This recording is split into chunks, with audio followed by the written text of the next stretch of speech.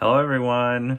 It's Ryan again with Dark Winter Moon in Boston, and today I have a very extra special treat. So, I'm going to be interviewing one of my friends who wishes to remain anonymous about his relationship and journey with the goddess Yemaya. Yemaya is a Afro-Caribbean spirit deity of the ocean and of water. And we're going to get to talk to him about his experiences with her and how he was called to work with her.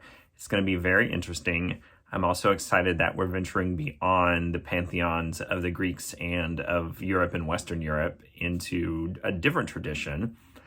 I'm so thankful to him that he gave this interview to me, and there's lots of great information. It's a really enjoyable interview. So how about we get to it? All right, everyone. Like I said, I'm here with my friend who practices an Afro-Caribbean spirituality, and we're going to talk about his relationship with the goddess Yemaya. Hello. Hi, how are you? I'm well. How are you? I'm pretty good. I'm glad to do this with you. Yes, thank you so much. I'm super excited. We haven't had anyone from this area of the world or this type of spirituality, so this will be very exciting. I like to be the first. Yes, absolutely. So, why Yemaya? Why do you think that you formed a relationship with her? Well, first of all, I think it comes from the fact that I grew up in a coastal city. So I lived most of my life like within 1 kilometer, like less than 1 mile away from the sea, from the Caribbean Sea. So ever since I was a little person, I was going to the sea mostly every afternoon. I was going to school in the afternoons, and I would just get home, throw everything out of my room, and then just run to my bike and ride to the ocean. And that communication I had with the sea ever since I was very young was very important to me and like very special. Like for me, it became a necessity to go and see the sea. Yeah. And kind of it just began to see her when I was older, like mostly every day. And from that, I grew up in this environment that was very spiritual, where I knew there were things that meant more than what we could see. Right. So, but it all began when this aunt of mine who was living in the U.S. came to visit, and she said, "I came here after 15 years without visiting my home country, just to do one thing, and it's to introduce you, like formally introduce you to Yemaya. And I know you have been in communication with her for a long time, but she has asked me, as part of your bloodline, to formally introduce you to her because she wants to claim you as her child." That's beautiful. So my aunt was there for like 3 days, 3 days. And she was just took me to the sea, to the closest beach, and I cannot remember what she said, but she held me. I was completely naked. She held me completely naked, and she started just walking towards the sea, and she got into the sea and she was praying. I cannot remember anything of it, but she was holding me up over her head and just walking towards the sea and kind of introducing me to her. And from that moment on, I had that bond with Yemaya. That's how everything started, formally speaking. Wow, that's beautiful. Sounds almost like initiatory experience. Definitely. Yeah. It was like everything had like a beginning and a process. There's always a journey. And my aunt in my journey was the one who was chosen to threw me to the star line and say, like, this is where your journey begins, and this is the person that you will be following, and that will help you throughout your journey. Wow, and so powerful that your aunt picked up on that you had already been going to the sea. Yes.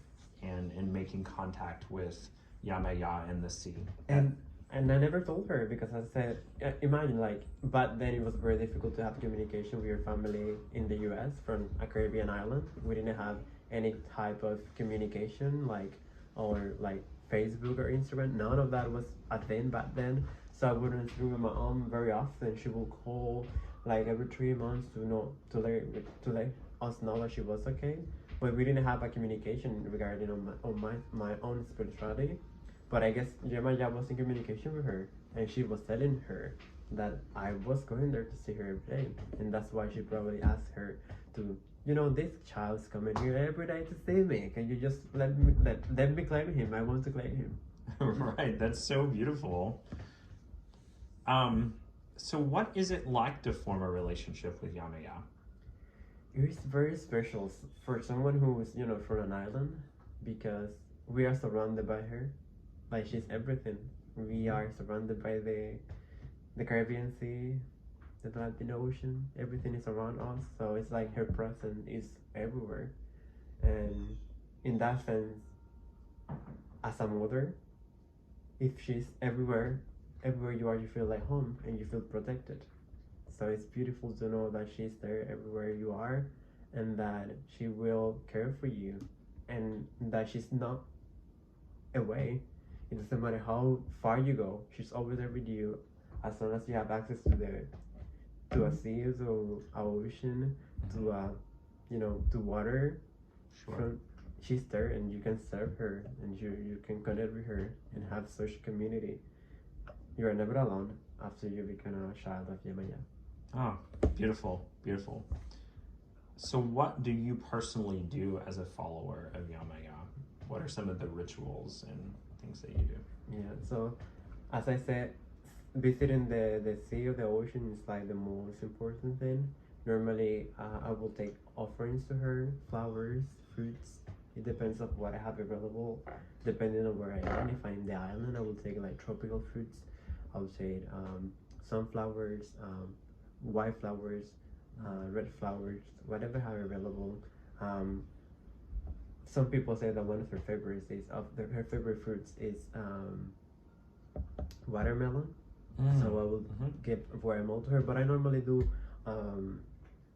any type of fruit. I normally don't go by books. There's tradition, of course, of what people normally do to serve her. But I normally go by my instinct and what I see in my dreams. So whenever she wants something special from me, she will just give it, reveal that to me through dreams by people like you that will come and say something, then I know what I have to do. But yet, giving her fruits and flowers, go to the sea or the ocean, and normally I will give pennies or kind of coins also. But the most important thing for me to do is just swimming. Nice. It's like jumping into the ocean or the sea. Feels like jumping into the arms of your mother, and speaking to her is very important to me as well. And every time there's like a wave that crashes in the in the beach, I listen to her speaking there, and so meditating in front of the ocean, and also swimming. I love getting into the water and just going down and stay there as long as I can, communicating with her, having such sense of belonging to them. And the funniest part is I'm a Pisces. right. I know that about you. So you already have that water connection. Yeah, so I'm very connected to the water. So it sounds like your practice with Yemaya is very integrated into your life. It's very visceral, and you have the ocean right there, and you can just go and you leave your offerings right there and let them be swept away by the water, and you get a very like metaphorical, almost sympathetic magic experience with watching the ocean just take away your offerings to her. Yes, definitely. You guys cannot see me, but I'm knocking here the whole time. Shaking your head. Yeah. So here, absolutely. It's a lifestyle. Yeah, it is not about, exactly. it is not something that I've added to my, like, it's like an additional thing to my being. It's part of my being. Yes. It's part of who I am. It's part of my day-to-day life. It's just, I drive to my work, I see the ocean. I drive I drive by the ocean. I go back. It's like it's there all the time, and it's part of who I am in that way, And I, in so many ways, it's describe and explain things that happens to me, things that happen to the people around me, things that happen in in my region. it's like it is all over. It touches everything, and it made things to be in different ways. So it is absolutely part of who I am, and it is not very like thoughtful. It is just it. Right. It's the way it evolves. It's the way it changes. Just the same way the sea and the oceans are. It's just they're always there. They're always changing, and they're always making things different. So I see my relationship with her the same way. Yeah. I just go with the flow of the ocean, Which the makes waters. sense. Yep. Pisces go with the flow, right? Yes. Yeah. Well, I feel very similar because when I had the opportunity to be interviewed about my relationship in the craft in general, and someone asked me what I did every day as a regular practice, and I kind of had to stop for a second because it's just so integrated into your life and your everyday experience, so you don't even think about all the little things that you do. So what do you do when you're not near the ocean? How do you honor her? How do you connect with her when the ocean isn't near you? Yeah, well, that's very hard for me. Right. Not only because of my connection with her, but only because of my personal being. Like I feel weaker when I'm not close to the ocean. Sure. Yeah. Absolutely. So it's like I know who I am in this place, and you know that I'm in this situation right now because there's nothing close to where I am right now. Right. Exactly. So that makes it also harder for me to kind of digest. But when I'm not close to the ocean, I normally, and try. If you see my room, it's very Caribbean. So I try to kind of recreate the spaces that I didn't have it, the same way they look and the same way they are back in my region. I try in so many ways to, feel the vibe and the ocean close to me. And something that I do to kind of, have that is that I always have clear water where I live. I don't have to call this, but I brought it from home just to make sure I have it because I wasn't sure I would find it here. But it's like a small piece of, it's actually used as a colorant. So it is a blue colorant added to the water. So I kind of have all over my place. Sure. Like, crystal recipients with water. I add some of that colorant and, kind of to recreate the blue waters of the ocean. And I have it in different shapes of blue. Very nice. I have all kind of ocean things close to me. That's a way of, kind of trying to keep it close. Yeah. I also, especially when I'm feeling down, I love to hearing the ocean. So I will play the sound of the ocean from my computer, and I will just meditate to it. And in that way, I feel that too. I feel close. But the most important thing is music. Oh, because you have no idea how Caribbean artists have a way to translate and reproduce the vibing of the Caribbean Sea through the music. So through the music, I feel connected back to my land and to that ocean that surrounds it. So I never thought about the music of the Caribbean and especially local music capturing that rhythm of the ocean and how that's a magic in and of itself. But it really does. To pick up on that and be able to convey it to you when you're not near the ocean. I have a similar experience. Like I used to love cloudy days, but once I really started connecting with Apollo, I can't do cloudy days anymore. Like I'm kind of disappointed, but like the sunlight just gives me life, and so I can't imagine what it's like to be separated from the ocean for you. That's got to be pretty. It's hard, and I feel the same way about sunny days. I mean sunny Caribbean days, and when it's cloudy, like I hate cloudy days, to be honest. And if it is cloudy, I want to see the rain. If it is not raining, let me see the sun. One or the other. Right? Yes, that's where I am. And it's absolutely hard when you are connected to one element of the nature and suddenly, disappear. But we find ways to balance that. We have to, otherwise, Absolutely. we will not feel the same way. Well, like you have the music, I have my little winter light. There you go. You know, There you it gives go. me the raise I need. Yes. So I think you kind of already answered this questions, but if you want to add anything more to it, Perfect. it sounds like you were really young, so maybe you didn't have a response. But what was your reaction when you first realized that you were connected to Yemaya? Yeah. Yeah, I was very young to kind of go back to it, but Yeah. I have to say that I felt happy. I knew I was happy because since a young age I was going there. So it was like, oh my god, this paid off. You know, like there was a reason for me to come in here.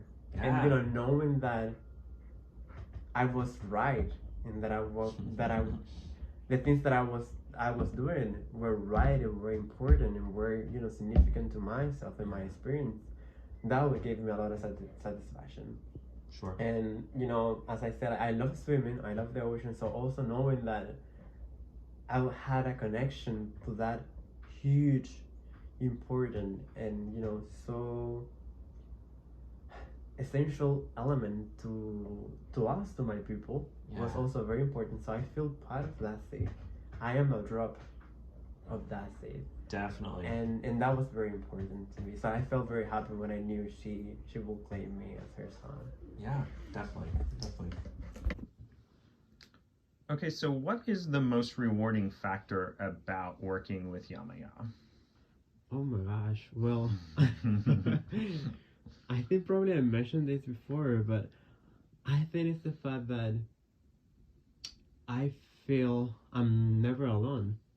Yeah. I'm never alone because, you know, even though I might not be close to a coast, I know where the sea is. So, Right. like, something that I normally do is like wherever I am, I locate where the nearest coast is, and I sleep facing that in that direction. Oh yeah. So that's a way for me, you know, like always like been looking to it. I normally also try, I do my best to either face my altar towards where the sun rises or where the ocean is. Depending on how I feel, I will change it every now and then. So that sense of knowing that I'm not alone, that it might be maybe somehow far, it's always there. It's not going anywhere. It will not pass. It will listen to me all the time. So that is very rewarding for me. I love that. I absolutely understand that. Mhm. That feeling of never being alone is priceless. Mhm. So what do you think is the least rewarding? Well, I would have to say is the need of running to the ocean. Yeah. Like, the fact that I need to be close to a coast. Yeah. Sometimes it's for me like right now it is not possible because of, you know, the where I am in my life right now. It's not possible. But I have like the need of being close. So it's like living with that is very uncomfortable. Like for me, like when I go to a beach, a ocean, or whatever, the impulse to run into the water is so strong that I've like all the cell phone that I've had that had died because of my, you know, my fault has been because I have forgotten about them being in my pocket, and I've just run to the ocean and Just I've couldn't been control yourself. swimming and then like and like my phone was here. I didn't remember because it's just like that impulse is so huge, you know, it's so appealing. It's like it's always there. When I was very young, I remember there was this neighbor of mine. She also was a daughter of Yemaya, and one night, um, the whole, I mean, not the whole neighborhood. I live in a very small neighborhood, so there were like very few houses. So almost everyone woke up because, you know, her mom was crying for help. There were only the two of them that night, and she was, you know, as I said, I live very close to the coast, and she was out of the house and facing, you know, the street where my house is. Like you can, it's like it's a direct, a straight, a street that goes to the sea. Right. So she was like facing the sea and saying, "Easter, I want to go. Easter, I want to go." She was kind of possessed. Yeah. And it was so like so eye-opening to me. I was like, if I cannot control this, I will. I might become like I Sure. can be that person. It takes a lot of control not to succumb, not to follow that extremely powerful desire to Oh yeah. walk into the ocean. Yeah, Hmm. absolutely. I totally get that. So what's a piece of advice that you wish someone would have told you before you started on your journey with Yamaya? I think that trying not to follow the cliches, Yeah. like for at the beginning of my journey, it was kind of, well, what do people do to serve her? And I was just wanting to do the same thing, Oh, you sure, know? like finding a formula. Yeah, Yeah. yeah, like a market formula to be the perfect, server of Yemaya. And that didn't pay off. And she wasn't happy Right. about it. Oh, I bet not. Because, it's the same. It's like, if we think about it, if we think of our connection, our spiritual connection to this kind of deities, it's just the same way it is in your own family with your Yeah, parents. absolutely. The way you behave with your mother or your father, it's not the same way your brother or your sister do, and it's not the same way Yeah. your mother or your father, reciprocate that. Even though they want to say all the time that they treat all their children equally, that's Right. bullshit. It's Yeah, never like that. absolutely. So it's the same way with the spirits. You have to have your own connection, your own way, and the simple thing to do is to listen.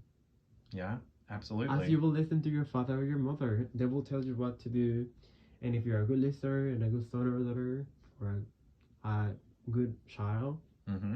you will just do that, and they will be happy with that. Yeah.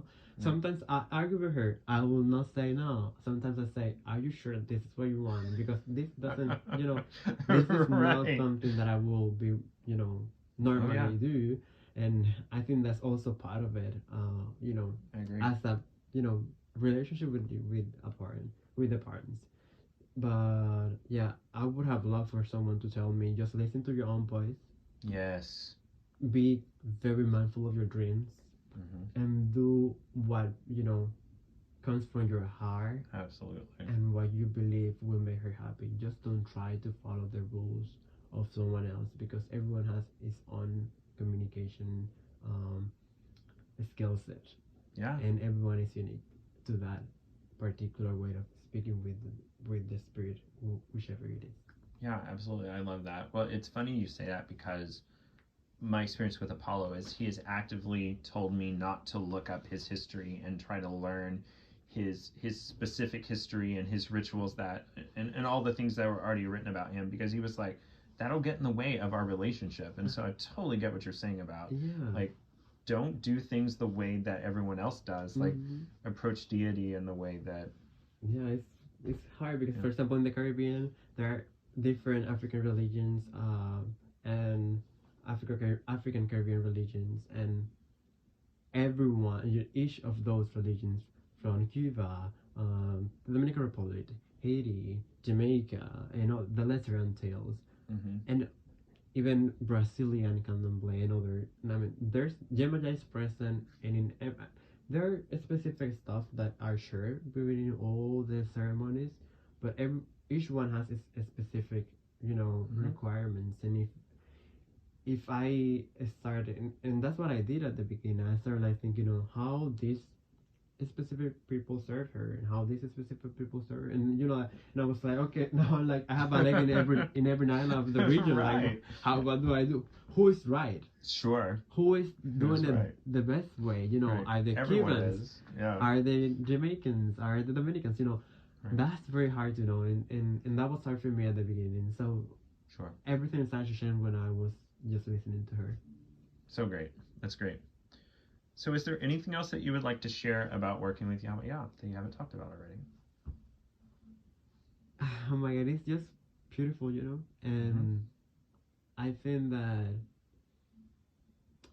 the most important thing about have a connection with her has been also a way of realizing my ancestry and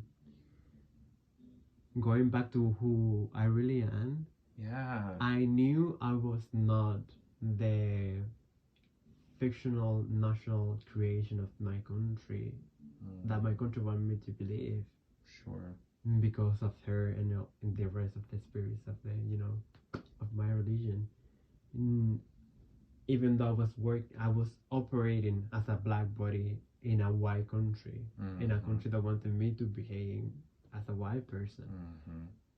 Claiming her as my mother told me that there there's surely white in me, but very little, It was Right, it was like right. you're African descendant, you're Afro descendant. These are your real rules. This is what you should do, and having that made me escape the whiteness of my country, Oh my God. which was inherited, by colonialism, of course, Sure. and has been reproduced by the government after the independence and all of that. But knowing that there are African spirits behind me was always the reason why I understood that my heart, my body, my soul belonged to the African continent, who my ancestors really were, and how they were treated, and how I could from this moment on, be more mindful in terms of knowing what is my place Sure. and what I have to do Right. to make sure that what they went through is not forgotten because of the revisionist idea of our white estates in the region. Yeah. That was something that I took out of my African Caribbean religion practice. That I'm a child of Africa, even though I speak a language that doesn't come from that continent. Right. It is not because I didn't want to. It is because we were forced to it, and that my people and my ancestors were the strongest people in the world.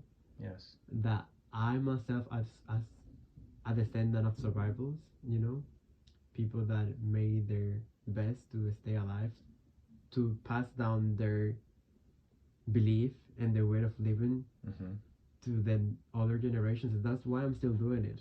Sure. I'm always speak about how the African American experience in the U.S. is completely different to the African American experience in the Caribbean. And my ancestors, they did how to fool the white people so they could continue their traditions and keep their religions alive. So that is something that it is important to also keep in mind when you're a practitioner of African Caribbean religion. What you're doing dates to decades, centuries back, and it is the legacy of in the hard work of black people in the region that did their best to survive and do not follow the rules of a white colony. So that is something beautiful that I have. That is so beautiful. Thank you so much for sharing that. And thank you so much for this interview and talking about Yemaya. It's been great and beautiful. And thanks for sharing. My pleasure. Right. I really love what you are doing. Thank so keep you. on with the good work. And I know that great things are coming to you. And more amazing people will sit with you here as I'm sitting today. Yay! Yeah, and I hope this message that you're preaching, not preaching, but sharing will go forward for that very reason. Thank you so much. My pleasure. Bye. Bye-bye. And so there you have it. I hope this was as enjoyable and informative for you as it was for me. I really resonate with a lot of what my friend says. And it's so interesting to me, all of the parallels that keep coming up, even though we've ventured outside of my experience and a lot of the experiences we've already talked about on this channel. There's still lots of similarities with the way that folks are called by and interact with deity. And that is very heartening to me. Well, I hope you have all enjoyed this. Please submit any questions or comments. I love to read them all. I love to respond. And as always, I thank you so much for watching. You can also find me on Instagram at dark.winter.moon or at my website, www.darkwintermoon.boston. And as always, thank you so much. Blessed be and have a wonderful weekend. Love you all. Mwah.